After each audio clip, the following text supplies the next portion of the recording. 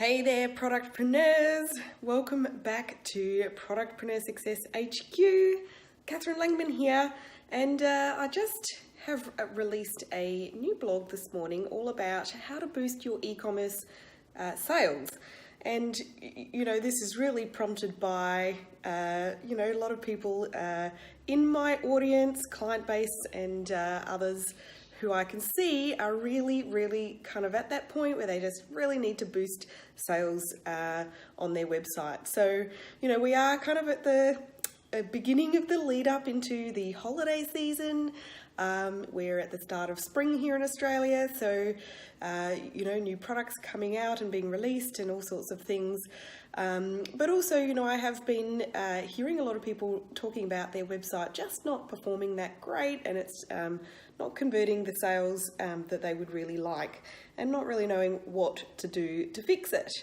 And it can feel a little bit demoralizing, I know, when you see, other websites that or other businesses that you can see that they're just doing absolutely amazing things, and the green-eyed monster can get the better of us sometimes, and we want to be like that.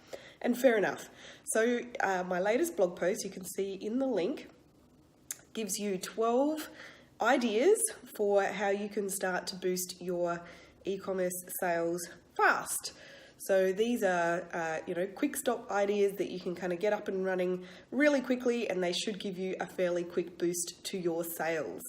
So without further ado, I've got my list right here behind me, behind the camera. So the first idea, and this is in no particular order, I don't have any particular favorites on this list. So in no particular order, the first idea is to run a clearance sale. Now, as I said, we are in a new season, so if you do have any old season stock lying around, now is the time was about, the latest time that you might want to get rid of it. Or you can have a clearance section on your website and include it, as a link in the bottom of your email newsletters as well. So a lot of times we'll see that customers will go and buy something new, and then they'll go to the sales section and add some of those things as well. Second idea is to hold a Facebook garage sale. Now, a couple of my clients have done this with quite good success. Again, this is when you're really wanting to get rid of old stock. And anything that's just been sitting around, it's taking up shelf space, and it's also taking up capital. So freeing up some cash from that stuff would be ideal. So generally speaking, you don't expect to make huge amounts of profit on a garage sale type event. It's to clear that stock and to free up that cash so you can spend it on something else that's going to sell better. And if you don't know how to run a Facebook garage sale, ask around. There's a few tips on the blog. You can head over there if you like, but also it's not really that complicated, so give that one a go. Another idea, not sale related, jump on Facebook Live and demonstrate a new product. Now, I know a lot of you don't love getting in front of the camera, but it doesn't have to be anything sort of schmick or super professional. You don't need any, fabulous kind of expensive video gear. You can just use your iPhone, which is what I'm doing now, and, demonstrate a new product. You don't even have to get in front of the camera if you don't really want to. But video is absolute king these days, and video consumption on social media is on the increase. And I have definitely seen clients of mine sell new products really quickly by showing them off on Facebook Live. Collaborating with an influencer is another one that's really great. I'm going to have to swap hands here. It's not a new thing to collaborate with an influencer. This is a strategy that's been around for a while now. But where it works is if you are, it needs to be something that you do sort of several times. So it's not like a one-off type thing that you work with one influencer and then, expect that to be an overnight hit of sales success. So try and kind of make it a regular monthly thing if you are going to give that a go. I have had clients see about 30% spike in sales from regularly, on a monthly basis, working with some good quality influencers that share their customer base.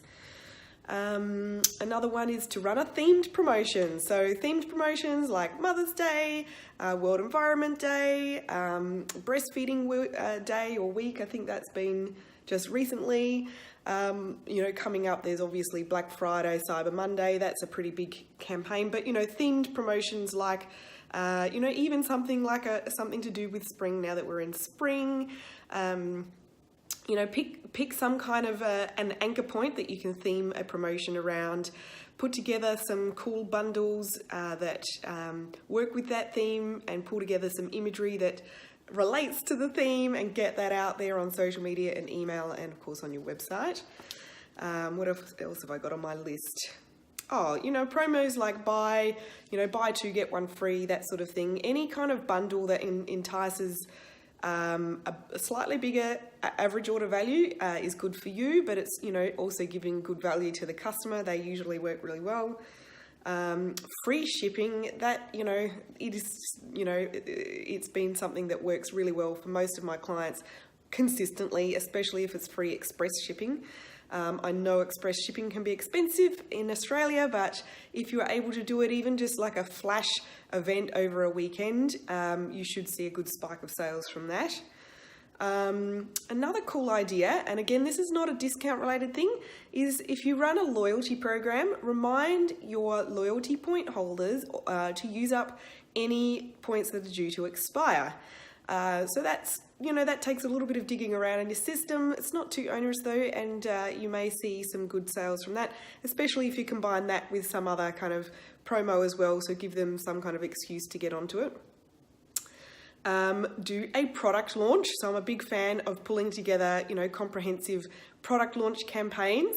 And I definitely have some other blogs on my website that you can go and check out if you want to find out a bit more about how to run a solid product launch. But if you do have anything new, don't just put it out sort of in the mix of a newsletter. Make a big song and dance of the new stuff. Really bring people's attention to what is new and invite them to come and buy it. And if you have several things that are new, don't launch them all at once. Kind of split them up and give everything a little bit of its own attention, if that makes sense. Running a giveaway. Now, how on earth could a giveaway drive sales for you? Well, here is a cool idea. If you have a product that's, one of your